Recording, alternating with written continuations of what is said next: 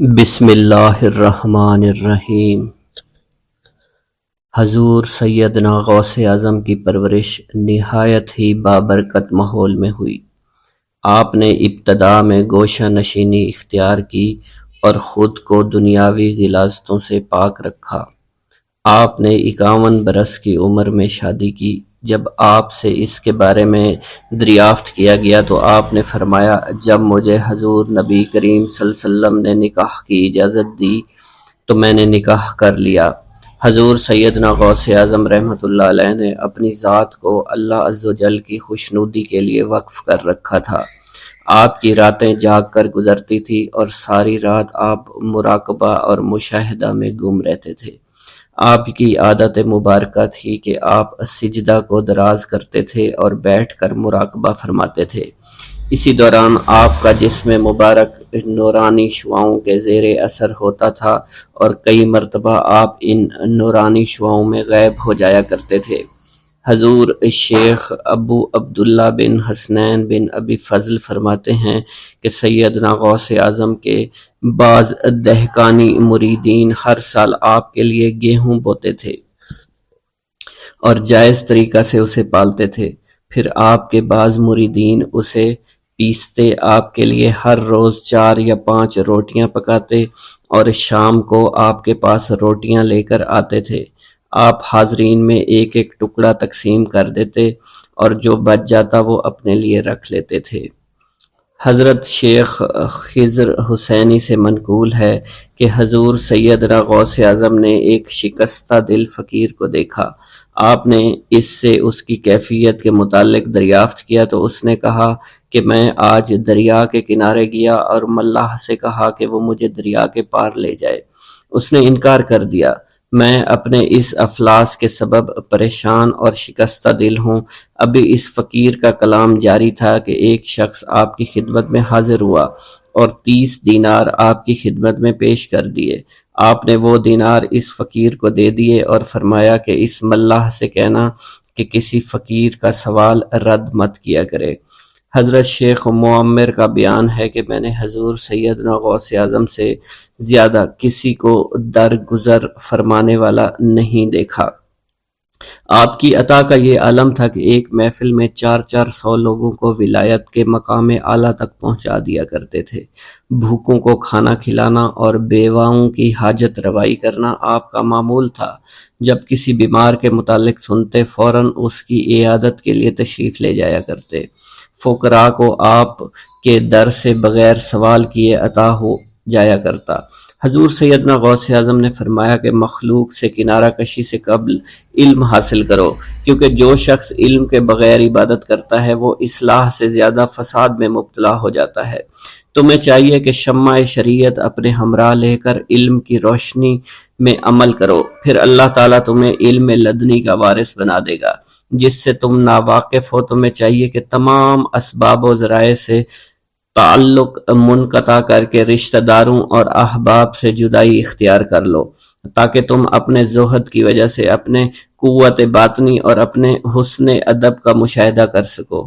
خدا کے علاوہ تمام عالم اسباب سے اس خوف سے منقطع ہو جاؤ تاکہ تمہاری شمع معرفت نہ بجھ جائے، اور جب تم 40 دن ایک چلہ اپنے رب کے لیے مخصوص کر دو گے تو تمہارے قلب سے حکمت کے چشمے جاری ہو جایا کریں گے اور تم معرفت الہی کی تپش کا مشاہدہ کرنے لگو گے، جس کو حضرت موسیٰ علیہ السلام نے اپنے شجر قلب پر محسوس کیا تھا۔ اس کیفیت کے بعد تم اپنے نفس و خواہش، اپنے شیطان، اپنی طبیعت اور اپنے وجود سے کہو گے کہ ٹھہر جا، میں نے اس آگ کا مشاہدہ کر لیا ہے جو قلب موسیٰ علیہ السلام سے روشن ہوئی تھی۔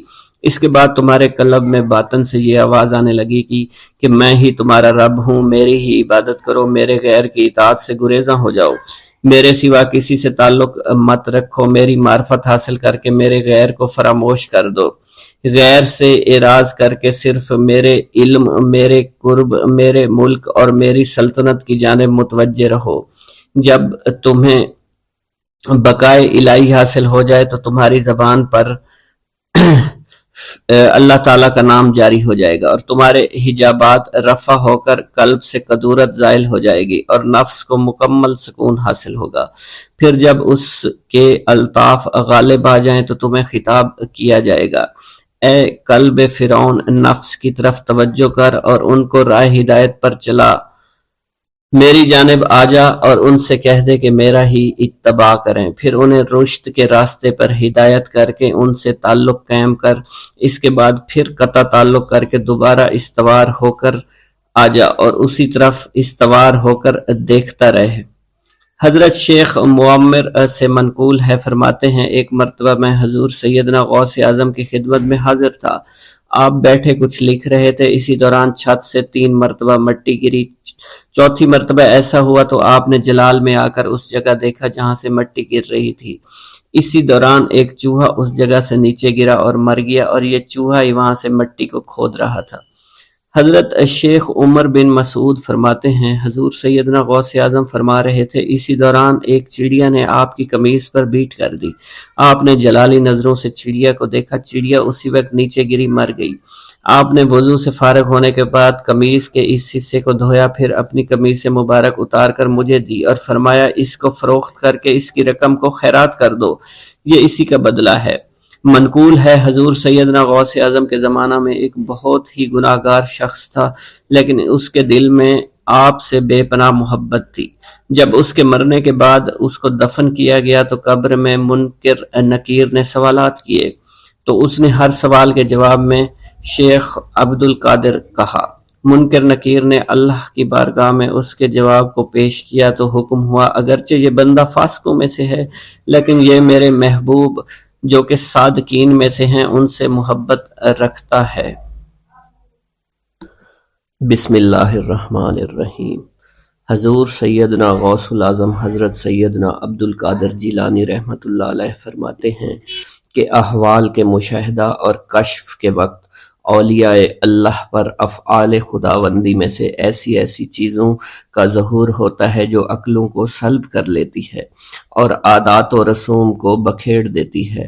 حضور سیدنا غوث اعظم فرماتے ہیں کہ افعال خداوندی 2 اقسام میں منقسم ہیں، نمبر 1 جلال، نمبر 2 جمال۔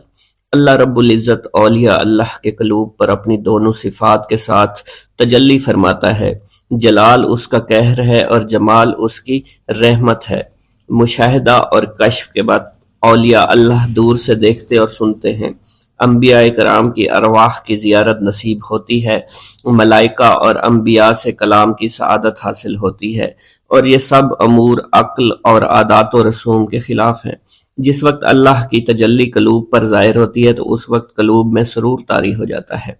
اللہ عز و جل ان کے ساتھ بہترین کلام فرماتا ہے، ان کو مختلف انواع و منازل کی بشارت دیتا ہے، اور انہیں وہ منازل نصیب ہوتی ہیں کیونکہ ابتدا سے ہی قلم نے ان چیزوں کو ان کے حق میں لکھ دیا ہے۔ اولیاء اللہ کے لیے عظمت اور جلال خوف کر دینے والا ڈر ہے اور قلب پر ایسا غلبہ لاتا ہے جس کا اثر بدن کے اعضاء پر بھی ظاہر ہوتا ہے۔ حضور نبی کریم صلی اللہ علیہ وسلم سے مروی ہے، خوف شدید کے باعث نماز کے دوران میں آپ کے سینہ مبارک سے ہانڈی کے ابلنے جیسی آواز سنی جاتی تھی، کیونکہ نماز میں آپ کو اللہ عز و جل کا جلال نظر آتا تھا اور آپ پر عظمت الہیہ کا انکشاف ہوتا تھا۔ اللہ عز و جل کے مشاہدہ کے وقت اولیاء اللہ کو جو بشارتیں ہوتی ہیں وہ حقیقت میں ان پر فضل طاری ہوتا ہے اور فضل خداوندی کا ظہور ہو رہا ہوتا ہے۔ جب تک سالک اپنی ہستی میں فانی نہیں ہوتا، ذات حق کے ساتھ باقی نہیں ہو سکتا۔ اللہ رب العزت دولت وصال حاصل ہونے سے پہلے عاشقوں کو قرب وصال کی خوشخبری اس لیے دیتے ہیں کہ شاید شوق الہی کے سبب ان کی محبت حد سے گزرے، ان کی قوتیں منقطع ہو جائیں اور وہ ہلاک ہو جائیں۔ یقین کے 3 مرتبے ہیں، علم الیقین، عین الیقین، حق الیقین۔ علم الیقین کے مرتبہ پر فائز ہونے پر سالک کو اس راز کا علم ہو جاتا ہے کہ محبوب حقیقی عالم کی صورت میں جلوہ نما ہے، اور حضور نبی کریم صلی اللہ علیہ وآلہ وسلم اس شاہد لم یزلی کے لیے مرت نامہ ہے۔ پھر جب سالک ترقی کی منازل طے کرتا ہے تو وہ عین الیقین کے مرتبہ پر فائز ہو جاتا ہے، جس سے مراد یہ ہے کہ محبوب حقیقی حضور نبی کریم کی زیارت سے مشرف ہونے لگتا ہے اور اس کا یقین وحدت الوجود پر پختہ ہو جاتا ہے، اور پھر اسے بیداری میں بھی حضور نبی کریم کی حضوری کی سعادت نصیب ہوتی ہے۔ پھر سالک عین الیقین کی منازل طے کر کے حق الیقین کی منازل پر فائز ہوتا ہے، اور اس کے قلب پر حقیقت محمد صلی اللہ علیہ وسلم کا ظہور ہوتا ہے۔ حضور سیدنا غوث اعظم حضرت سیدنا عبد القادر جیلانی رحمۃ اللہ علیہ فرماتے ہیں، اے سالک، تیرا حقیقی مقصد صرف اللہ ہے، یعنی تو اس جہان فانی میں صرف معرفت الہی کا شکار کھیلنے کے لیے آیا ہے، کیونکہ ارشاد باری تعالیٰ ہے پس اللہ کی طرف دوڑو۔ سالک کے لیے اس کا مقصود نہ آخرت ہے نہ دنیا، بلکہ اس کا مقصود صرف اور صرف اللہ عز و جل ہے اور نفس ہے، یعنی سالک اور اللہ کے درمیان حجاب نفس ہے۔ نفس سے مراد نفسانی خواہش ہیں، اور جب انسان اللہ عز و جل اور حضور نبی کریم کی اطاعت چھوڑ کر دنیاوی لذات شہوات میں مشغول ہو جاتا ہے تو اللہ عز و جل اس سے دور ہو جاتے ہیں۔ انسان دو چیزوں کا مجموعہ ہے، بدن اور روح۔ اگر نفس کو غذا دی جائے تو بدن موٹا ہو جاتا ہے اور روح لاغر ہو جاتی ہے، اگر روح کو غذا دی جائے اور نفس کے ساتھ مجاہدہ کیا جائے تو اس سے روح موٹی تازی ہو جاتی ہے اور جسم لاغر ہو جاتا ہے۔ ارشاد باری تعالیٰ ہے، میں نے جن و انس کو اپنی عبادت کے لیے پیدا کیا ہے تاکہ وہ مجھے پہچانے۔ نفس اللہ کی ضد ہے اور اس کا دشمن ہے، یعنی وہ شخص جو اپنی نفسانی خواہش کی پیروی کرتا ہے وہ اللہ کے حکم کی عدولی کر رہا ہوتا ہے۔ ایک مرتبہ دریائے دجلہ میں سیلاب آ گیا۔ دریا کی طغیانی کی شدت کی وجہ سے لوگ پریشان حالت میں حضور سیدنا غوث اعظم شیخ سید عبد القادر جیلانی رحمۃ اللہ علیہ کی خدمت میں حاضر ہوئے۔ آپ نے اپنا عصائے مبارک پکڑا ہوا تھا اور دریائے دجلہ کے کنارے پہنچ کر عصائے مبارک کو زمین میں گاڑ دیا اور فرمایا، اے دریا بس رک جا۔ آپ کا فرمانا تھا کہ دریا کی طغیانی کم ہو گئی۔ حضرت شیخ عبد الجبائی سے منقول ہے، میری ملاقات ہمدان میں ایک شخص طریف سے ہوئی۔ یہ شخص دمشق کا رہائشی تھا۔ اس نے مجھے بتایا دوران سفر میری ملاقات بشر المفرزی سے ہوئی جو 14 اونٹوں پر شکر لادے ہوئے تھے۔ انہوں نے مجھے بتایا کہ دوران سفر میرا گزر ایک جنگل سے ہوا، رات کا وقت تھا، میرے پاس 4 اونٹ اس جنگل میں گم ہو گئے۔ میں نے ان کو بہت تلاش کیا لیکن کامیاب نہ ہوا، یہاں تک کہ صبح ہو گئی۔ میں نے پریشانی کے عالم میں حضور سیدنا غوث الاعظم حضرت سیدنا عبد القادر جیلانی کو پکارا، کیونکہ آپ نے دوران واز ایک مرتبہ فرمایا تھا کہ جب بھی کوئی مشکل درپیش ہو تو مجھے پکارو۔ چنانچہ میں آپ کو پکارنے لگا۔ اس دوران مجھے ایک ٹیلے پر ایک شخص دکھائی دیا جس نے سفید لباس زیب تن کر رکھا تھا۔ اس شخص نے مجھے ہاتھ سے ایک جانب اشارہ کیا۔ جب میں ٹیلے کے نزدیک پہنچا تو وہ شخص غائب ہو چکا تھا۔ جب میں نے اس شخص کی بتائی ہوئی سمت میں نظر دوڑائی تو مجھے اپنے 4 اونٹ مع سامان کے نظر آ گئے جنہیں میں نے ہانک کر لے آیا۔ گرا ہے بلاؤں میں بندہ تمہارا، مدد کے لیے آؤ یا غوث اعظم۔ مریدوں کو خطرہ نہیں بحر غم سے کہ بیڑے کے ہیں ناخدا غوث اعظم۔ حضور سیدنا غوث اعظم شیخ عبد القادر جیلانی کی ایک عورت مرید تھی جس پر ایک فاسق بدبخت عاشق ہو گیا۔ ایک دن وہ عورت رفع حاجت کے لیے نزدیک پہاڑ کے غار میں گئی تو اس فاسق بدبخت کو خبر ہو گئی۔ اس بدبخت نے غار میں جا کر عورت کو پکڑ لیا اور عزت لوٹنے کی کوشش کرنے لگا۔ اس عورت نے بآواز بلند شیخ عبد القادر جیلانی کو مدد کے لیے پکارا۔ آپ اس وقت مدرسہ میں وضو فرما رہے تھے۔ آپ نے اپنی کھڑاؤں کو اس غار کی سمت میں پھینکا، وہ کھڑائیں اس فاسق کے سر پر لگنا شروع ہو گئیں جس سے وہ بدبخت ہلاک ہو گیا۔ وہ عورت آپ کی کھڑائیں لے کر آپ کی خدمت میں حاضر ہوئی اور حاضرین محفل کے سامنے سارا ماجرا بیان کر دیا۔ بسم اللہ الرحمن الرحیم۔ السلام علیکم۔ حضور سیدنا غوث اعظم فرماتے ہیں، میں 10 برس کی عمر میں اپنے شہر کے مکتب میں حصول علم کے لیے جایا کرتا تھا۔ اس وقت میرے ساتھ ملائکہ بھی ہوتے تھے جو میرے آگے پیچھے میری حفاظت کی غرض سے چلتے تھے۔ جب میں مدرسہ پہنچتا تھا تو وہ بار بار منادی کرتے تھے، اللہ کے ولی کے لیے جگہ خالی کر دو۔ چنانچہ وہ میرے لیے جگہ خالی کر دیتے تھے۔ ایک مرتبہ میں نے ایک ایسے شخص کو دیکھا جس نے فرشتوں کی آواز سن کر کہا کہ یہ نہایت معزز گھرانے کا فرد ہے اور ان قریب اس کو وہ عظمت اور بزرگی حاصل ہوگی جس میں کوئی مزاحمت نہ ہوگی، اس کو ایسا قرب نصیب ہوگا کہ اس کو کوئی فریب نہ دے سکے گا۔ پھر 40 برس بعد میں نے اس شخص کو پہچانا، وہ شخص ابدالوں میں سے تھا۔ حضرت شیخ ابو سعود احمد بن ابی بکر سے مروی ہے، حضور سیدنا غوث اعظم نے فرمایا، میں 25 سال تک تنہا عراق کے بیابانوں میں پھرتا رہا۔ میں لوگوں کو نہ جانتا تھا، لوگ مجھے نہیں جانتے تھے۔ اسی دوران میرے پاس رجال الغیب اور جنات تشریف لائے جنہیں میں طریقت اور رسول اللہ کی تعلیم دیا کرتا تھا۔ ابتدا میں جب میں عراق میں داخل ہوا تو حضرت خضر میرے ہم سفر تھے اور میں انہیں اس وقت سے پہچانتا نہیں تھا۔ ان کے ساتھ میرا معاہدہ ہوا کہ میں ان کے کسی حکم کی خلاف ورزی نہیں کروں گا۔ ایک مرتبہ انہوں نے مجھے ایک جگہ بیٹھنے کا حکم دیا، میں اسی جگہ 3 سال بیٹھا رہا۔ سال میں ایک مرتبہ حضرت خضر میرے پاس تشریف لاتے اور فرماتے، یہی تیرا مقام ہے جہاں تجھے پہنچایا گیا ہے۔ اس عرصہ کے دوران تمام نفسانی خواہشات مجھ پر انسانی شکل میں وارد ہوئیں، لیکن اللہ نے مجھے ہر موقع پر استقامت عطا فرمائی اور مجھے ان خرافات سے بچائے رکھا۔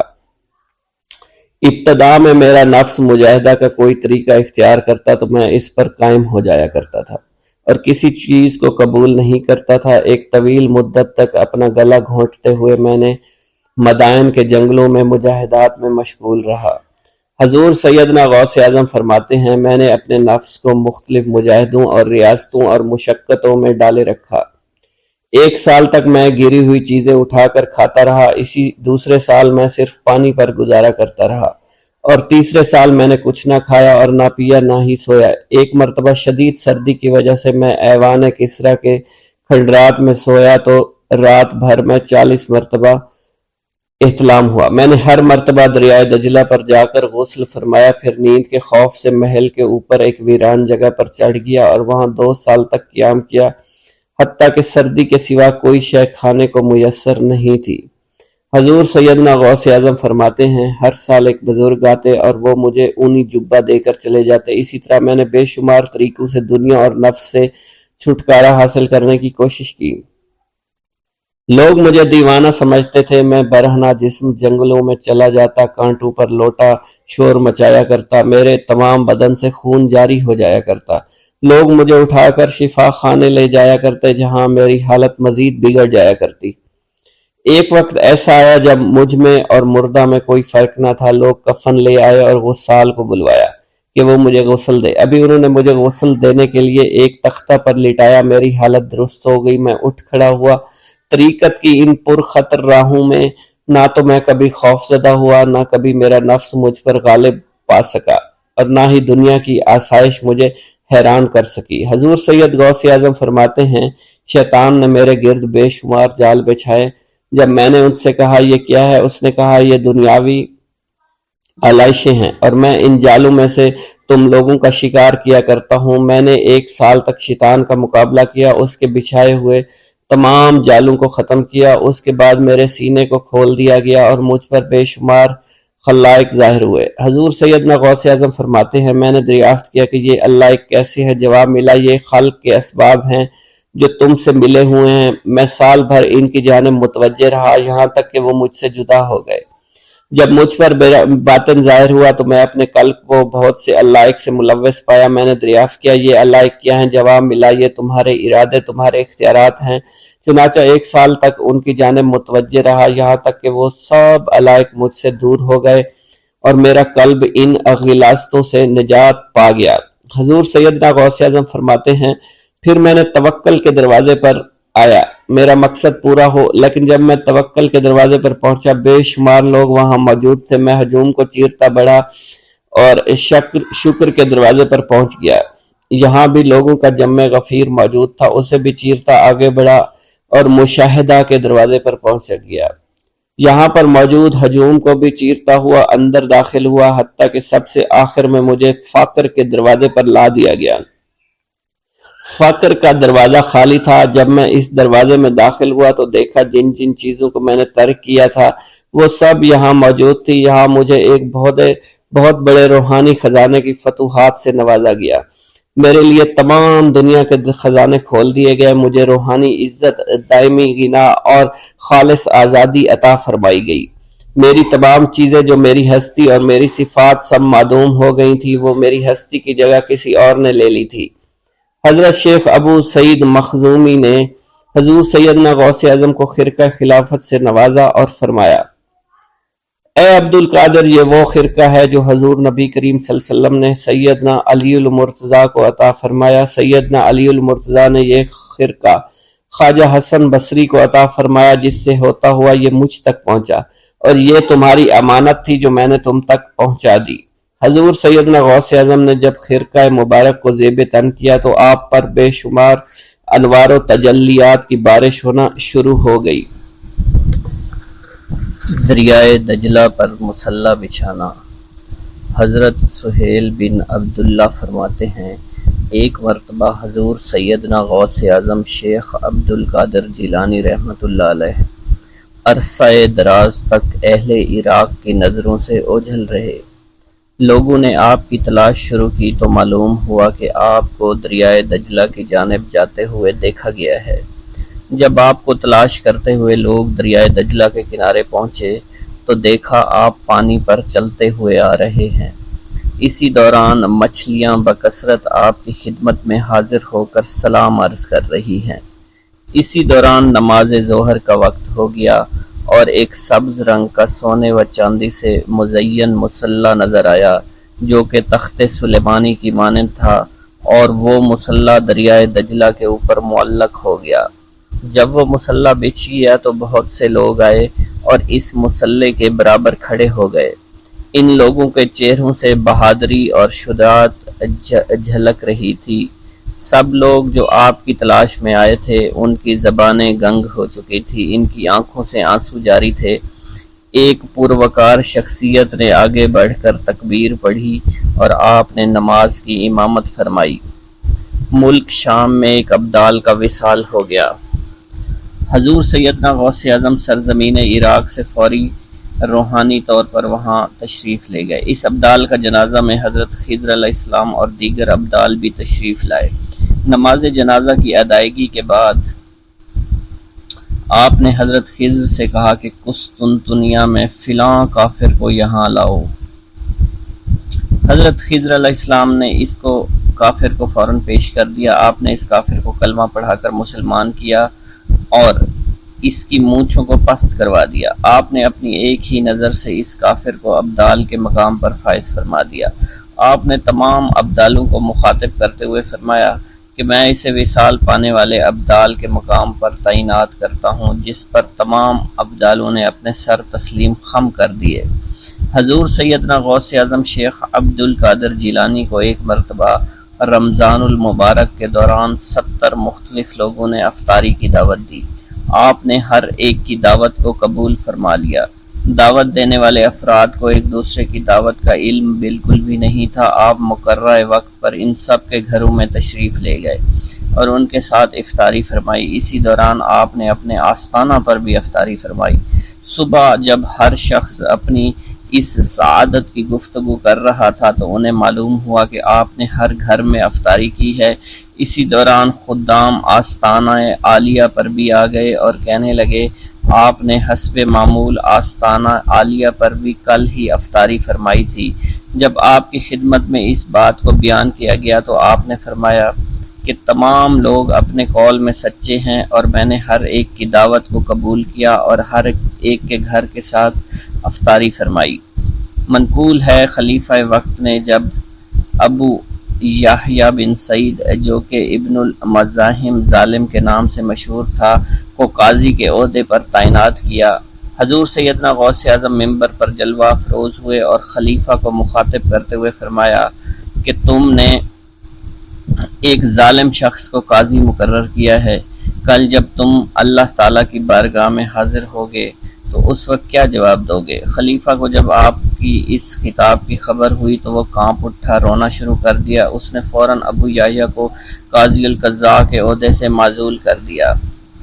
حضرت شیخ ابو عباس خضر حسین فرماتے ہیں ایک رات ہم سب حضور سیدنا غوث اعظم کی خدمت میں حاضر تھے۔ خلیفہ وقت حاضر ہوا اور آپ کی خدمت میں سلام کرنے کے بعد مؤدب ہو کر وہ بیٹھ گیا۔ اس نے آپ کی خدمت میں 10 تھیلیاں دیناروں سے بھری ہوئی پیش کرنا چاہییں، لیکن آپ نے انہیں قبول کرنے سے انکار کر دیا۔ جب خلیفہ کا اصرار زیادہ ہوا تو آپ نے ان میں سے 2 تھیلیوں کو پکڑ کر نچوڑا، جس میں سے خون ٹپکنا شروع ہو گیا۔ آپ نے خلیفہ سے فرمایا، تم لوگوں کا خون نچوڑ کر میرے پاس لائے ہو۔ اس کی بات سن کر خلیفہ بے ہوش ہو گیا۔ آپ نے فرمایا، اگر مجھے خلیفہ کے آل رسول اللہ صلی اللہ علیہ وسلم کی عزت نہ ہوتی تو میں اس خون کو اس کے محلوں کی جانب بہا دیتا۔ حضرت شیخ ابو قاسم سے منقول ہے، حضور سیدنا غوث اعظم ہوا میں چلا کرتے تھے۔ فرماتے تھے کہ سورج جب تک مجھے سلام نہ کرے نہیں نکلتا۔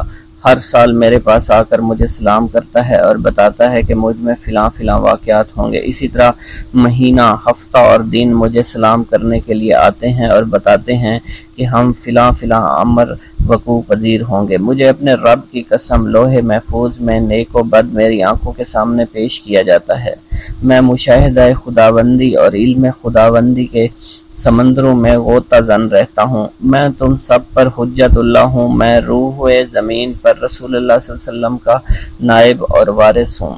شیخ المشائخ حضرت ابو قاسم خلف سے منقول ہے، فرماتے ہیں حضرت ابو عمرو عثمان بن اسماعیل نے مجھے 905 ہجری میں بغداد بھیجا تاکہ میں ان کے لیے حضرت امام احمد بن حنبل کی کتاب مسند امام احمد کا نسخہ لا سکوں۔ جب میں بغداد شریف آیا میں نے لوگوں کا حضور سیدنا غوث اعظم کی جانب مائل دیکھا۔ مجھے معلوم ہوا کہ آپ جو کہتے وہ وقوع پذیر ہو جاتا۔ دفتن میرے دل میں یہ خیال آیا کہ یہ اگر میرے دل کی بات بتا دیں تو میں ان کی ولایت کا قائل ہو جاؤں گا۔ چنانچہ میں نے خلاف عادت بات سوچی کہ جب میں ان کے پاس جاؤں سلام کروں تو یہ میرے سلام کا جواب نہ دیں، مجھ سے منہ پھیر کر اپنے خدام سے کہیں کہ اس آنے والے کو ایک چھوارے کا ٹکڑا اور شہد کا ایک دانگ لاؤ، اور جب یہ دونوں چیزیں آ جائیں تو آپ مجھے کلہ پہنائیں اور میرے سلام کا جواب دیں۔ حضرت ابو قاسم فرماتے ہیں یہ سب دل میں سوچتے ہوئے میں ان کے پاس جا پہنچا۔ میں نے آپ کو سلام کیا، آپ نے میرے سلام کا جواب دینے کی بجائے منہ پھیر لیا۔ اپنے خادم سے کہا جاؤ چھوارے کا ٹکڑا اور شہد کا دانگ لاؤ جو دانہ بھر سے زیادہ نہ ہو۔ اللہ عز و جل کی قسم آپ نے وہی الفاظ دہرائے جو میرے دل میں تھے۔ پھر جب خادم وہ چیزیں لے آیا تو آپ نے میرے سامنے پیش کی اور مجھے کلاه پہنانے کے بعد میرے سلام کا جواب دیا اور فرمایا، اے خلف تو یہی چاہتا تھا۔ حضرت ابو قاسم خلف بن عیاش شافعی فرماتے ہیں میں دل سے آپ کی عظمت کا قائل ہو گیا، آپ کی خدمت میں رہ کر احادیث کا علم حاصل کیا۔ حضرت شیخ ابو مظفر منصور فرماتے ہیں میں حضور صلی اللہ علیہ وسلم حضور سیدنا غوث اعظم رحمۃ اللہ علیہ کی خدمت میں حاضر ہوا۔ اس وقت میں جوان تھا اور میرے پاس فلسفہ علم الروح کی ایک کتاب تھی۔ آپ نے مجھ سے فرمایا، اے منصور یہ کتاب تیرا برا ساتھی ہے، اٹھو اسے دھو دو۔ حضرت شیخ ابو مظفر منصور فرماتے ہیں مگر میرے دل نے اس کو دھو ڈالنا مناسب نہیں سمجھا۔ اس کتاب میں منقول چند مسائل مجھے بے حد مرغوب تھے۔ میں نے ارادہ کیا کہ میں آپ کے سامنے سے اٹھوں اور اس کتاب کو گھر لے جاؤں۔ آپ نے میری جانب دیکھا اور مجھ سے اٹھا نہ گیا اور میری حالت قیدی کسی ہو گئی۔ آپ نے مجھ سے فرمایا کتاب دو۔ میں نے جب اسے کھولا تو وہ سفید کاغذ تھے جس پر کوئی حرف نہ لکھا ہوا تھا۔ آپ نے اس کتاب کی ورگردانی شروع کر دی اور فرمایا یہ کتاب فضائل قرآن ہے اور یہ محمد بن زریش کی تصنیف ہے۔ حضرت شیخ ابو مظفر منصور فرماتے ہیں پھر آپ نے وہ کتاب مجھے واپس فرما دی۔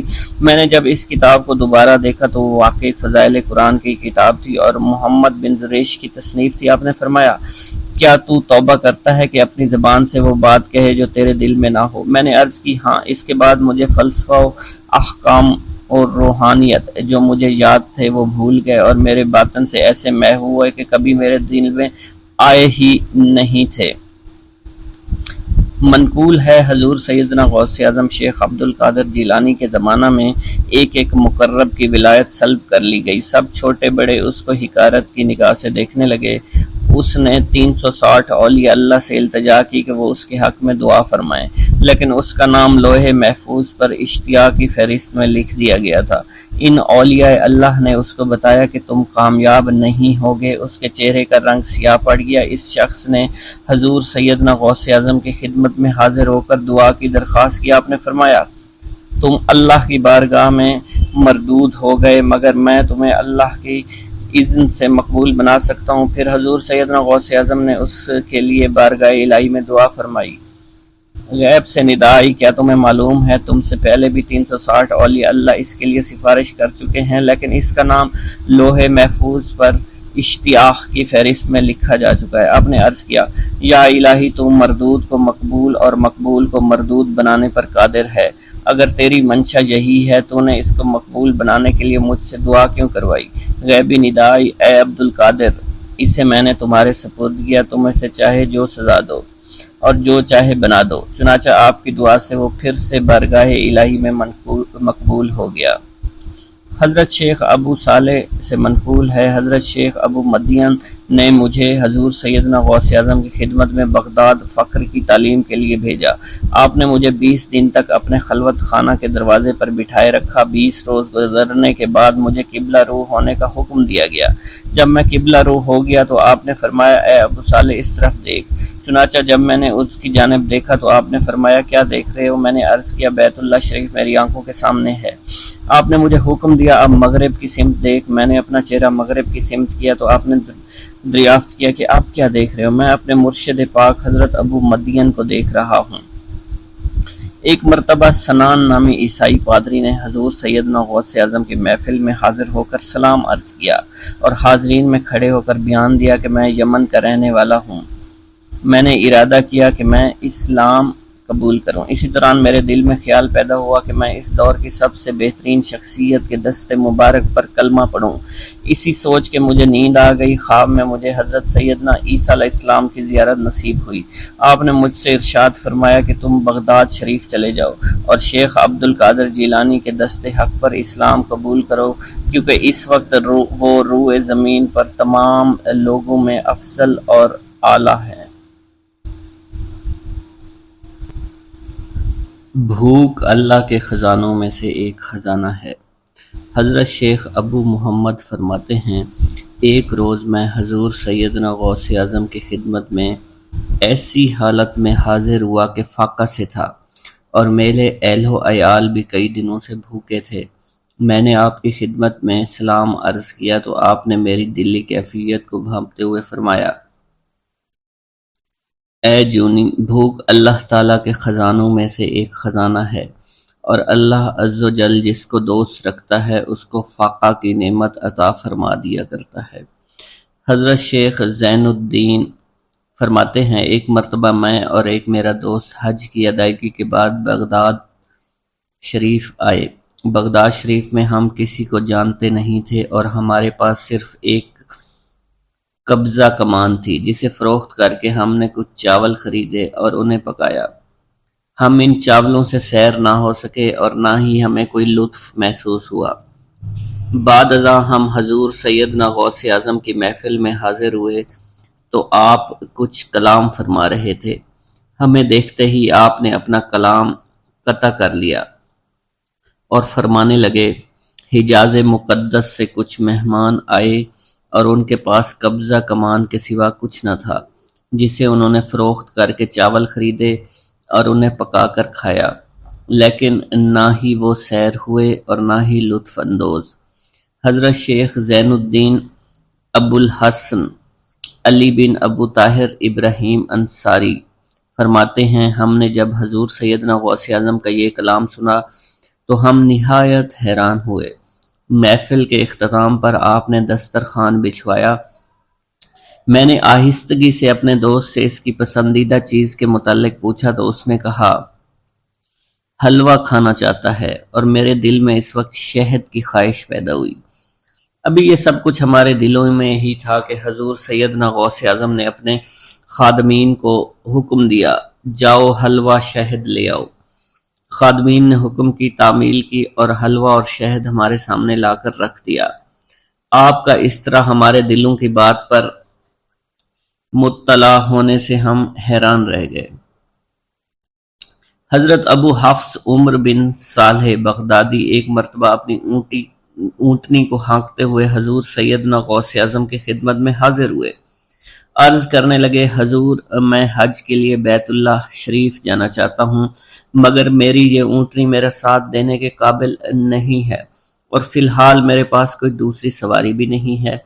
آپ نے اس اونٹنی کی پشت پر ہاتھ پھیرا۔ اس کے بعد حضرت ابو حفص عمر بن صالح بغدادی نے اس اونٹنی کو ایڑی لگائی تو وہ اونٹنی بیت اللہ شریف تک بھاگتی ہی چلی گئی اور کوئی دوسری سواری اس کے قریب نہیں پہنچ سکی۔ حضرت ابو حامد فرماتے ہیں، میں ایک مرتبہ بغداد شریف میں حضور سیدنا غوث اعظم کی خدمت میں حاضر ہوا اور اپنا مصلی آپ کے نزدیک بچھا کر بیٹھ گیا۔ آپ نے مجھ سے فرمایا، اے حامد، تم عنقریب بادشاہوں کے دسترخوان پر بیٹھو گے۔ چنانچہ جب میں حران واپس پہنچا تو سلطان نور الدین زنگی نے مجھے اپنے پاس رہنے پر مجبور کر دیا اور مجھے اپنا مصاحب خاص مقرر کر دیا اور ناظم اوقاف مقرر فرمایا۔ حضرت شیخ ابو المظفر اسماعیل سے منقول ہے کہ ایک مرتبہ حضرت شیخ الہیتی بیمار ہو گئے۔ حضور سیدنا غوث اعظم ان کی عیادت کے لیے تشریف لائے۔ آپ نے ان کے نزدیک کھجور کے 2 درخت دیکھے جو 4 سال سے خشک تھے اور ان پر پھل نہیں آتا تھا۔ آپ نے ان درختوں کے نیچے بیٹھ کر وضو کیا اور 2 رکعت نماز ادا فرمائی۔ کچھ دن گزرنے کے بعد ان درختوں پر پھل لگ گئے اور وہ دوبارہ سے سرسبز و شاداب ہو گئے۔ جھولی کو میری بھر دو ورنہ کہے گی دنیا، ایسے سخی کا منگتا پھرتا ہے مارا مارا۔ مولانا عبد الرحمن جامی فرماتے ہیں، حضور سیدنا غوث اعظم کا ایک مرید آپ کے ہمراہ مسجد کی جانب جا رہا تھا۔ جمعہ کا دن تھا۔ اس دن کسی بھی شخص نے آپ کو دیکھ کر نہ سلام کیا نہ ہی کچھ توجہ فرمائی۔ اس مرید کے دل میں خیال آیا کہ پہلے تو آپ جمعہ کی نماز کی ادائیگی کے لیے بڑی مشکل سے لوگوں کے ہجوم میں سے ہوتے ہوئے مسجد کی جانب تشریف لے جایا کرتے تھے، اور آج کوئی شخص بھی آپ کو سلام نہیں کر رہا ہے اور نہ آپ کے نزدیک آ رہا ہے۔ مولانا عبد الرحمن جامی فرماتے ہیں، ابھی یہ خیال اس مرید کے دل میں ہی تھا کہ حضور سیدنا غوث اعظم نے مسکرا کر اس مرید کو دیکھا، پھر لوگوں کا ایک جمع غفیر اکٹھا ہو گیا اور ہر کوئی آپ سے سلام کرنے کا خواہش مند تھا، یہاں تک کہ اس مرید اور آپ کے درمیان ہجوم حائل ہو گیا۔ اس مرید کے دل میں یہ خیال آیا کہ یہ پہلا حال اچھا تھا جب میں اور آپ تنہا تھے۔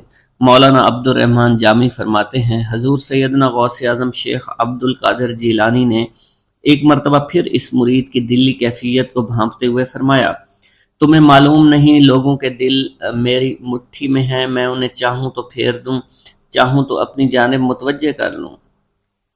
ایک مرتبہ ایک عورت حضور سیدنا غوث اعظم کی خدمت میں بیٹے کو لے کر حاضر ہوئی۔ عرض کیا، میرے اس بیٹے کو آپ سے دلی لگاؤ ہے، آپ اسے اپنی غلامی میں قبول فرما لیں، میں اللہ عز و جل اور آپ کی خاطر اپنے بیٹے پر اپنے حق کو معاف کرتی ہوں۔ آپ نے اس لڑکے کو قبول فرما لیا۔ چند روز بعد وہ عورت اپنے بیٹے سے ملنے کے لیے آئی تو وہ لڑکا آپ کے حکم سے مجاہدات میں مشغول تھا اور بے حد کمزور اور لاغر ہو چکا تھا۔ اس عورت نے جب آپ کو دیکھا تو آپ اس وقت مرغی کا گوشت کھا رہے تھے، آپ کے سامنے ہڈیاں پڑی ہوئی تھی۔ اس عورت نے آپ سے کہا کہ آپ خود تو مرغی کھاتے ہیں جبکہ میرا بیٹا سخت مجاہدات میں مشغول ہے۔ آپ نے اس عورت کی بات سننے کے بعد ہڈیوں کی جانب اشارہ کیا اور حکم دیا، اللہ عز و جل کے حکم سے زندہ ہو جاؤ۔ آپ کا یہ فرمانا تھا کہ ان ہڈیوں سے ایک سالم مرغی زندہ کھڑی ہو گئی۔ آپ نے فرمایا کہ جب تیرا بیٹا اس منزل پر پہنچ جائے گا تو پھر جو چاہے گا کھائے گا۔ منقول ہے ایک مرتبہ حضور سیدنا غوث اعظم کو اللہ عز و جل کی جانب سے حکم ہوا کہ 700 مردوں اور 700 عورتوں کو واصل باللہ کریں۔ آپ نے اللہ کے اس فرمان کے مطابق مجمع عام میں نظر دوڑائی تو مجمع میں سے 700 مرد اور 700 عورتیں علیحدہ ہو گئیں۔ آپ نے ان پر نگاہ ولایت ڈالی تو وہ سب واصل اللہ ہو گئے۔ حضور سیدنا غوث اعظم مدینہ منورہ میں حضور نبی کریم کے روضہ مبارک پر حاضری دینے کے بعد باپیادہ بغداد شریف واپس تشریف لا رہے تھے۔ راستے میں ایک چور جو کہ ناکہ لگا کر کسی مسافر کا انتظار کر رہا تھا، اس نے آپ کو قریب آنے پر روک لیا۔ آپ نے اس چور سے دریافت کیا تم کون ہو؟ اس نے کہا دیہاتی ہوں۔ آپ کو بذریعہ کشف اس کی بدنیتی کی خبر ہو چکی تھی۔ اسی دوران اس چور کے دل میں خیال پیدا ہوا کہ یہ غوث اعظم ہوں گے۔ آپ نے اس کے دل کی بات کو بھانپتے ہوئے فرمایا کہ میں عبد القادر ہوں۔ چور نے جب آپ کی بات سنی فوراً قدموں میں گر پڑا اور معافی کا خواستگار ہوا۔ آپ کو اس کی حالت پر ترس آ گیا۔ آپ نے اللہ عز و جل کے حضور اس کے لیے دعا فرمائی تو ندائے غیبی سنائی دی، اے غوث اس چور کو سیدھے راستہ دکھاتے ہوئے قطب بنا دو۔ آپ نے اس چور کی جانب نگاہ دوڑائی تو آپ کے فیض روحانی سے قطب کے درجے پر وہ فائز ہو گیا۔ حضرت شیخ ابو عباس خضر بن عبداللہ بن جایہ حسینی فرماتے ہیں، ایک مرتبہ میں نے خلیفہ ابو المظفر یوسف عباسی کو حضور سیدنا غوث اعظم شیخ عبد القادر جیلانی کی خدمت میں موجود پایا۔ اس نے آپ سے کسی کرامت کو دیکھنے کی درخواست کی اور کہا کہ اس سے میرا دل مطمئن ہو جائے گا۔ حضور سیدنا غوث اعظم حضرت سیدنا شیخ عبد القادر جیلانی نے خلیفہ سے پوچھا کہ تو کیا چاہتا ہے؟ اس نے کہا کہ ایک سیب، اور اس وقت عراق میں سیبوں کا موسم نہ تھا۔ آپ نے اپنے دست مبارک فضا میں بلند کیا اور دیکھتے ہی دیکھتے آپ کے ہاتھ میں 2 سیب آ گئے۔ آپ نے ایک سیب ابو المظفر کو دیا اور دوسرا خود رکھ لیا۔ ابو المظفر نے جب اپنا سیب چیرا تو اس میں سے کیڑا نکل آیا۔ اس نے جب اپنا سیب چیرا تو یہ اندر سے سفید تھا، اس میں سے کستوری کی خوشبو آ رہی تھی۔ ابو المظفر نے وجہ دریافت کی تو آپ نے فرمایا اس سیب میں سے کیڑا اس وجہ سے نکلا کیونکہ اس سیب کو ظالم کا ہاتھ لگا ہوا تھا۔ حضرت شیخ ابو محمد سے مروی ہے، ایک مرتبہ میں حضور سیدنا غوث اعظم کی خدمت میں بغداد شریف حاضر ہوا۔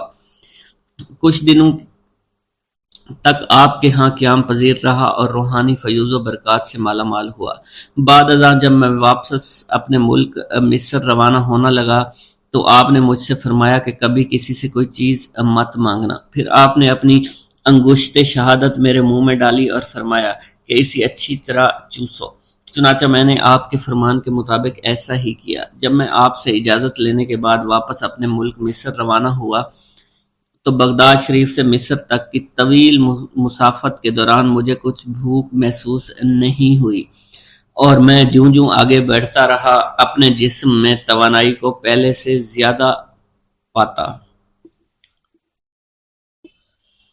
ایک گاؤں کے بارے میں کہا جاتا تھا کہ جہاں قدرت کی بے پناہ نعمتیں تھیں، اللہ پاک نے وہاں کے لوگوں کو مالا مال کیا ہوا تھا۔ ایسی نعمتیں کہ جن نعمتوں کو دیکھ کر انسان اکثر مغرور ہو جایا کرتے ہیں، مگر وہاں پر کچھ مسلمان تھے، اور سب سے بڑی اور بری بات یہ تھی کہ وہاں کے تمام لوگ کافر تھے۔ وہ کفار اپنی دولت پر بہت فخر کیا کرتے تھے کیونکہ ان میں ہر ایک انسان بہت دولت مند تھا، ہر ایک کے پاس بے بہا پیسے تھے، کسی کو پیسوں کی کمی نہیں تھی۔ وہاں کے سردار کی ایک اکلوتی بیٹی تھی جس کو سردار بے پناہ پیار کرتا تھا۔ اس سردار کی بیٹی بے پناہ مغرور، ظالم، گھمنڈی تھی۔ وہاں پر غریب لوگ صرف مسلمان ہی تھے، تمام کافر ایک دوسرے کی مدد کیا کرتے تھے، لیکن مسلمانوں کی مدد کرنے والا وہاں پر کوئی نہ تھا۔ وہاں پر انہیں کوئی دیکھنے والا نہ تھا۔ سردار کی بیٹی کو کالے جادو میں خوب مہارت حاصل تھی، اور وہ جادو کی وجہ سے وہاں پر رہنے والے غریبوں پر بہت ظلم کیا کرتی تھی۔ تمام مسلمان اس سے بے حد پریشان تھے اور وہ لوگوں کو غلام بناتی اور مزدور بناتی تھی۔ اگر ان میں کوئی اس کی بات نہ مانتا تو اس کو قیدی بنا کر اپنے اشاروں پر نچایا کرتی تھی۔ اس بستی میں چونکہ اکا دکا مسلمان تھے جن کا کوئی پرسان حال نہیں تھا، کوئی بھی ان کو بچانے والا نہیں تھا۔ جب وہ سردار کی بیٹی کے ظلم حد سے بڑھ گئے تو مسلمانوں میں سے ایک بوڑھے شخص نے اللہ کے حضور گڑ گڑا کر دعائیں کی، اے اللہ ہمارے چند نسلیں جو یہاں پر بچی ہوئی ہیں، ان نسلوں کو تو بچا لے۔ یہ سردار کی بیٹی جس نے ہمارا جینا دشوار کر رکھا ہے، یہاں کوئی بھی انسان ہمارا حال نہیں پوچھتا، اور نہ ہی ہمارے پاس مال و دولت ہے، اور نہ ہی ہمارے پاس جسمانی طاقت بچی ہے۔ یا اللہ ہمارے لیے کوئی ایسا بندہ بھیج جو نہ صرف طاقتور ہو بلکہ اس جادوگرنی یعنی سردار کی بیٹی کو بھی ہرا سکے۔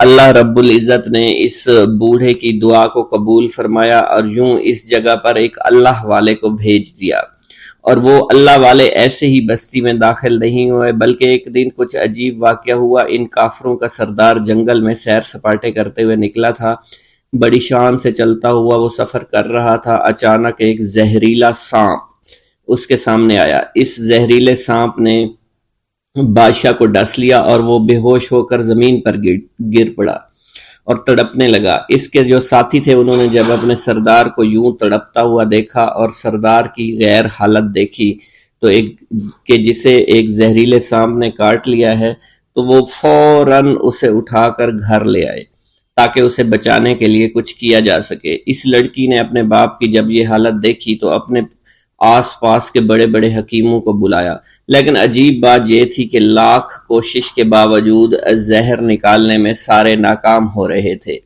اور زہر تیزی کے ساتھ اس کے جسم میں پھیلتا چلا جا رہا تھا۔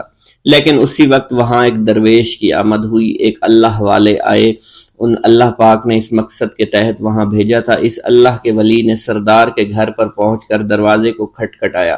نوکروں نے پوچھا کون ہو، کس سے ملنا ہے؟ اس نے کہا میں نے سنا ہے کہ یہاں کے سردار کو سانپ نے ڈس لیا ہے۔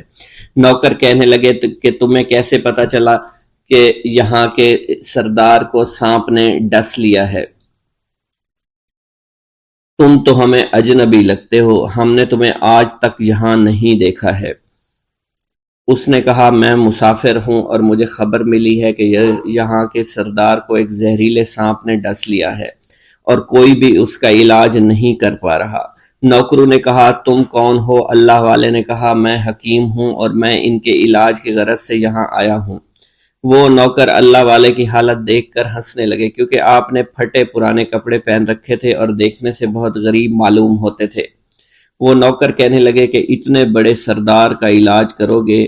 ارے یہاں تو اس کے پاس بڑے بڑے حکیم بلائے گئے ہیں، ہمارے سردار کے پاس پیسوں کی کوئی کمی نہیں ہے، اور وہ تم جیسے غریب سے بھلا کیوں علاج کروائیں گے؟ درویش نے کہا اگر تم چاہتے ہو تمہارے سردار کی جان بچ جائے پھر مجھے اندر جانے دو۔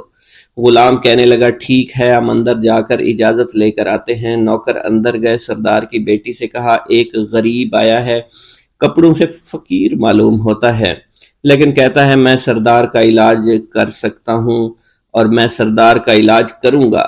جو زہر تیزی کے ساتھ جسم میں پھیل رہا ہے میں اس کو باہر نکال پھینک کروں گا۔ اس کی بیٹی کہنے لگی ٹھیک ہے بلا لو۔ جب وہ اللہ والے اس کے گھر کے اندر گئے تو دیکھا سردار تڑپ رہا تھا، ٹانگ کو بار بار بستر پر پٹخ رہا تھا۔ اللہ والے نے اس کے پیر کی طرف دیکھا جہاں سانپ نے اس کو کاٹا تھا، اسی جگہ اللہ والے نے تھوک دیا، فوراً وہاں سے بھاگ گئے۔ اس کے سارے سپاہی اس کی بیٹی دیکھ کر حیران رہ گئے کہ یہ بھلا کون سا دیوانہ ہے، کمرے میں آیا، علاج کی بجائے اسی جگہ پر تھوک دیا جہاں صرف کاٹا تھا، اور بھاگ بھی گیا، اس کو کوئی گرفتار نہیں کر سکا۔ سردار کی بیٹی غصے میں تل ملا اٹھی کہ اس نے جو گستاخی کی ہے اس کی کوئی بات نہیں، تھوک کو میں صاف کروا دوں گی، مگر اس کو تو میں ابھی گرفتار کرواتی ہوں۔ اور اس نے اپنے سردار کے ایک نوکر سے کہا کہ اس تھوک کو صاف کرو۔ اس نوکر نے تھوک کو صاف کرنے کی بجائے اس کو اچھی طرح سے ٹانگ پر مل دیا۔ لڑکی نے کہا کیا کر رہے ہو؟ اس فقیر نے میرے باپ کی ٹانگ پر تھوک دیا، اب اس تھوک کو تم مل رہے ہو؟ حکیم نے اپنے ہاتھ کے اشارے سے سردار کے بیٹے کو روک دیا۔ جیسے اس تھوک کو سردار کی ٹانگ پر ملا گیا فوراً سارا زہر ختم ہو گیا۔ جو ٹانگ کٹنے کے قابل تھی وہ ٹانگ بالکل ٹھیک ہو چکی تھی، جو نیلی پڑ چکی تھی اب اصلی حالت میں آہستہ آہستہ واپس آ رہی تھی، اور جب وہ قبیلے کا سردار بالکل ٹھیک ہو گیا، ہوش میں آ گیا تو حیران رہ گیا۔ اسے بتایا کہ فقیر بابا کے تھوک کی وجہ سے آپ ٹھیک ہوئے ہیں۔ اس نے کہا وہ بزرگ تو ہمارے لیے مسیحا ہے، تم لوگوں نے انہیں جانے کیوں دیا؟ انہیں میرے پاس لے کر آؤ، انہوں نے ہم پر بہت بڑا احسان کیا ہے، ہم اس کے احسان کا بدلہ ضرور چکائیں گے۔ اس کی بیٹی جو خاموشی سے باپ کو دیکھ رہی تھی اس نے کچھ بھی نہ کہا۔ گاؤں کے سردار کے کہنے پر سارے سپاہی اللہ والے کو ڈھونڈنے کے لیے نکل گئے۔ وہ چاروں طرف پھیل گئے لیکن کہیں بھی اللہ والے کا پتہ نہیں چل رہا تھا۔ پھر جب سپاہی تلاش کرتے کرتے جنگل میں داخل ہوئے، وہاں ایک درخت کے نیچے ایک آدمی کو عبادت کرتے ہوئے دیکھا۔ وہ غور سے اس کو دیکھ رہے تھے اور کہہ رہے تھے، یہ کس طرح کی عبادت کر رہے ہیں؟ ہم لوگ تو اپنے بتوں کے آگے ہاتھ جوڑتے ہیں، یہ نہ جانے کس کو سجدہ کر رہے ہیں۔ خیر، عبادت کے فوراً بعد اللہ والے کو پکڑ لیا، گاؤں کے سردار کے سامنے پیش کیا۔ وہ کہنے لگا، آپ کون ہیں اور کہاں سے آئے ہیں؟ سب سے پہلے تو میں گستاخی کی معافی چاہتا ہوں، میرے لوگوں نے آپ کے ساتھ بڑی بدتمیزی کی، لیکن آپ کی وجہ سے آج میں زندہ ہوں۔ ہم گناہ گاروں کی وجہ سے آپ جیسے لوگوں کو بہت تکلیف ہوئی ہے، اس لیے میں معذرت چاہتا ہوں۔ آپ سے درخواست کرتا ہوں کہ آپ میری طرف سے یہ قیمتی لباس یعنی کپڑے اور عربی گھوڑا قبول کیجئے۔ اللہ والوں نے اس کی طرف مسکرا کر دیکھا اور کہا، یہ گھوڑا، یہ لباس بہت قیمتی ہے، مگر یہ لباس پہن کر اس گھوڑے کے لیے گھاس کاٹوں گا تو کیا اچھا لگوں گا؟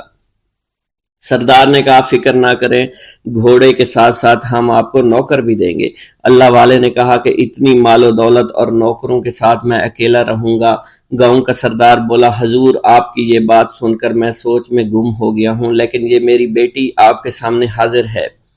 بیٹی حیرت سے اپنے باپ کو دیکھ رہی تھی کہ میرا باپ اب کیا کہنے والا ہے۔ سردار نے کہا، میری بیٹی جسے آپ نے دیکھ لیا ہے، اس کی شادی میں آپ سے کر دوں گا، مگر ایک شرط ہے کہ آپ کو اپنے مذہب کو چھوڑنا پڑے گا۔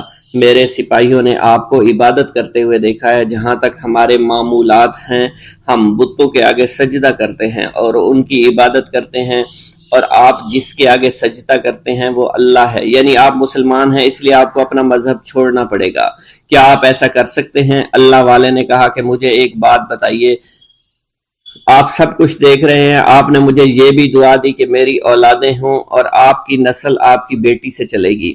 مجھے ایک بات بتائیں، اگر ان بچوں میں سے کسی بچے کو خدا نہ خواستہ کچھ ہو گیا تو کس کو رونا پڑے گا؟ سردار نے جواب دیا، اگر خدا نہ خواستہ کچھ ایسا ہوا تو رونا مجھ کو ہی پڑے گا۔ اللہ والا نے مسکرا کر کہا، اگر یہ سارا مال لے کر مجھے رونا ہی پڑا تو آپ اپنا گھوڑا، اپنی دولت، اپنی بیٹی، ہر چیز اپنے پاس رکھ لو۔ میں خوش ہوں، میں مسلمان ہوں، میں ٹھیک ہوں۔ اگر یہ تمام چیزیں لے کر مجھے اپنا محلہ چھوڑنا پڑے تو میں اپنی جان دے کر بھی اپنے مذہب کو نہیں چھوڑوں گا۔ جس طرح آپ نے مجھے نوازا ہے، میں اسی رب کے دین کو چھوڑ کر چلا جاؤں گا۔ صرف چند پیسوں کی خاطر میں ہر دن پیسہ نہیں کر سکتا، اور اپنی درویشی میں بہت خوش ہوں۔ اللہ نے مجھے جس مقصد کے لیے بھیجا تھا وہ میرا مقصد پورا ہو جائے گا۔ گاؤں کے سردار نے پوچھا، یہ کہہ کر وہ اللہ والے جانے لگے تو سردار نے درویش کو رک جانے کا کہا اور کہنے لگے، میں نے مال دے کر تمہیں آزمایا اور تمہیں پرکھا، لیکن تم اپنے مذہب کو چھوڑنے پر راضی نہیں ہو۔ اگر تم یہی سب کرنے آئے تھے تو تمہیں اس بات کا ڈر نہیں؟ کیا تم نہیں جانتے ہم کتنے طاقتور ہیں، اور میری بیٹی اپنے عمل میں اتنی ماہر ہے کہ تمہیں یہاں کھڑے کھڑے ابھی جنگلی جانور بنا سکتی ہے۔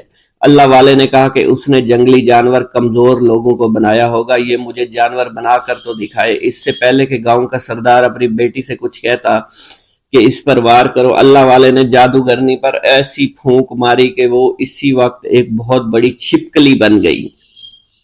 وہ کچھ بھی نہیں کر پا رہی تھی، وہ چھپکلی اتنی بڑی تھی کہ وہاں پر جتنے بھی انسان کھڑے تھے ان سب میں سب سے زیادہ اونچا اس کا قد تھا۔ وہ چھپکلی اللہ والے کے پاس آئی، اپنا زہر اس پر اگلنا چاہتی تھی کہ اسی وقت اس نے اس کے منہ پر تھوک دیا۔ تھوکنے کی دیر تھی، وہ چھپکلی جلنے لگی اور جس سے گرمی کی وجہ سے اس کا چہرہ پگھل رہا تھا، اس کا چہرہ جل کر کالا ہو چکا تھا۔ وہ مرنے والی تھی کہ سردار دوڑتا ہوا قدموں میں آ کر گر پڑا اور معافی مانگنے لگا اور کہنے لگا، حضور اس گستاخی کے لیے میں معذرت خواہ ہوں، آپ مجھے معاف کر دو، میں نے سچ میں آپ کو بہت کمزور سمجھا تھا، آپ کو آپ کا مذہب سے ہٹانا چاہا تھا۔ اگر میری بیٹی ٹھیک ہو جائے تو میں سچ کہتا ہوں یہاں پر جتنے لوگ ہیں ہم پوری کی پوری بستی مسلمان ہو جائیں گے۔ اللہ والے نے کہا کہ ہم تمہیں اپنے دین میں شامل کرنے کے لیے یہ سب نہیں کر رہے، بلکہ تم لوگ مسلمان بھائیوں پر جو ظلم کرتے ہو وہ ظلم کو ختم کرنے کے لیے ہم یہاں آئے ہیں۔ ہمارے دین میں جبر اور ظلم نہیں۔ اگر تمہارے بیٹی سے انسان بن کر سدھر جاتی ہے تو اس کو اس کی اصلی حالت میں لانے کے لیے میں خود کو اللہ کی بارگاہ میں پیش کروں گا اور دعا کروں گا۔ سردار کہنے لگا کہ ہاں میری بیٹی اصلی حالت میں اگر آ جائے تو پھر ہم کسی پر ظلم و ستم نہیں کریں گے، اور میں دل سے اپنی بیٹی کے لیے معافی چاہتا ہوں۔ آج سے یہ کوئی بھی جادو ٹونا اور مسلمانوں کو تنگ نہیں کرے گی، اور نہ ہی کسی مسلمان پر یہ ظلم اور جبر کرے گی۔ بس آپ اسے دوبارہ سے انسان بنا دیں۔ اللہ والا نے چھپکلی پر دوبارہ سے پھونک ماری تو پھر سے انسان بن گئی، اور اللہ والے کے قدموں سے وہ لپٹ گئی، کہنے لگی مجھے معاف کر دیجئے، مجھے معاف کر دیجئے، میں نے اپنے آپ کو بہت طاقتور سمجھا۔ اس لڑکی کا آدھا چہرہ جل چکا تھا اور کالا ہو چکا تھا۔ وہ کہنے لگی کہ آج اپنے باپ کے ساتھ میں آپ کے دست مبارک پر مسلمان ہونا چاہتی ہوں۔ میں وعدہ کرتی ہوں کہ آج سے اس بستی پر کوئی بھی کافر کسی مسلمان کے ساتھ بدتمیزی نہیں کرے گا، زیادتی نہیں کرے گا، ظلم اور جبر نہیں کرے گا، بلکہ ہم سب یہاں مل جل کر رہیں گے اور بھائی چارے کے ساتھ رہیں گے۔ ہم سب مسلمان ہو جائیں گے، اور پھر یوں اللہ والے کے ہاتھوں پوری بستی کا سردار اور اس کی بیٹی نے اسلام قبول کر لیا، اور سردار نے اللہ والے سے اپنی بیٹی کا نکاح کر دیا، اور پھر اس بستی میں ہمیشہ کے لیے امن و امان قائم ہو گیا۔ ایک مرید عورت کا واقعہ۔ منقول ہے حضور سیدنا غوث اعظم کی ایک عورت مرید تھی جس پر ایک فاسق بدبخت عاشق ہو گیا۔ ایک دن وہ عورت رفع حاجت کے لیے نزدیکی پہاڑیوں کی ایک غار میں گئی تو اس فاسق بدبخت کو اس کی خبر ہو گئی۔ اس بدبخت نے اس غار میں جا کر اس عورت کو پکڑ لیا اور اس کی عزت لوٹنے کی کوشش کرنے لگا۔ اس عورت نے بآواز بلند آپ کو مدد کے لیے پکارا۔ آپ اس وقت اپنے مدرسہ میں وضو فرما رہے تھے۔ آپ نے اپنی کھڑاؤں کو اس غار کی سمت میں پھینکا۔ وہ کھڑائیں اس فاسق کے سر پر لگنا شروع ہو گئیں جس سے وہ بدبخت ہلاک ہو گیا۔ وہ عورت آپ کے کھڑائیں لے کر آپ کی خدمت میں حاضر ہوئی اور حاضرین محفل کے سامنے سارا ماجرا بیان کر دیا۔ ایک مرتبہ دریائے دجلہ میں سیلاب آ گیا۔ دریا کی طغیانی کی شدت کی وجہ سے لوگ پریشانی کے عالم میں حضور سیدنا غوث اعظم کی خدمت میں حاضر ہوئے۔ آپ نے اپنا عصا مبارک پکڑا اور دریائے دجلہ کے کنارے پہنچ کر عصا مبارک کو زمین میں گاڑ دیا اور فرمایا، اے دریا بس رک جا۔ حضور سیدنا غوث اعظم شیخ عبد القادر جیلانی کا فرمانا تھا کہ دریا کی طغیانی کم ہونا شروع ہو گئی۔ جلوہ دکھا دیجئے، کلمہ پڑھا دیجئے، وقت رحلت آ گیا بغداد والے مرشد۔ حضور سیدنا غوث اعظم کی عمر مبارک 91 برس ہو چکی تھی۔ آپ نے اپنے گھر والوں کو اپنے وصال کی خبر دی تو سب کی آنکھوں سے آنسو جاری ہو گئے۔ آپ اب باقاعدہ علیل رہنے لگے تھے۔ آپ کی ذات بابرکات کا فیضان جس سے ایک عالم سیراب ہوا کرتا تھا اس کے جانے کا وقت آ چکا تھا۔ آپ نے اپنے صاحبزادے حضرت سید عبد الوہاب رحمۃ اللہ علیہ سے فرمایا، تم میرے پاس سے ہٹ جاؤ کیونکہ میں بظاہر تمہارے ساتھ ہوں مگر میرا باطن صرف اللہ کے ساتھ ہے۔ اس وقت کچھ لوگ یہاں تشریف لانے والے ہیں، تم ان کے لیے جگہ کو فراخ کر دو۔ حضور سیدنا غوث اعظم کلمات کو سننے کے بعد بستر پر لیٹ گئے۔ آپ کی زبان مبارک سے ذیل کے کلمات جاری ہوئے، میں اللہ رب العزت سے مدد لیتا ہوں جس کے سوا کوئی عبادت کے لائق نہیں، جو زندہ ہے نہ اسے موت ہے نہ خوف پاک ہے، جو قدرت سے باعزت ہے، جو بندوں پر موت طاری کرنے پر قادر ہے، اس کے سوا کوئی عبادت کے لائق نہیں ہے، اور حضرت محمد صلی اللہ علیہ وسلم اس کے رسول ہیں۔ اس کے بعد حضور سیدنا غوث اعظم کی زبان مبارک سے اللہ اللہ کا ورد جاری ہو گیا اور اپنی جان آفریں کے سپرد کر دی۔ حضور سیدنا غوث اعظم کے صاحبزادے حضرت سید عبد الرزاق سید موسیٰ فرماتے ہیں کہ آپ بار بار ہاتھ مبارک کو بلند فرماتے اور زبان مبارک سے فرماتے، توبہ کرو اور صف میں شامل ہو جاؤ۔ پھر آپ کے پاس حق آیا اور موت کے آثار ہونا شروع ہو چکے تھے، اور یہ الفاظ جاری تھے، میں مدد چاہتا ہوں کلمہ کی اللہ کی جو پاک و برتر ہے اور ایسا زندہ ہے جسے موت کا خوف نہیں۔ وہ اپنی قدرت کے ساتھ غالب ہے اور بندوں کو موت کے ساتھ مجبور کیا۔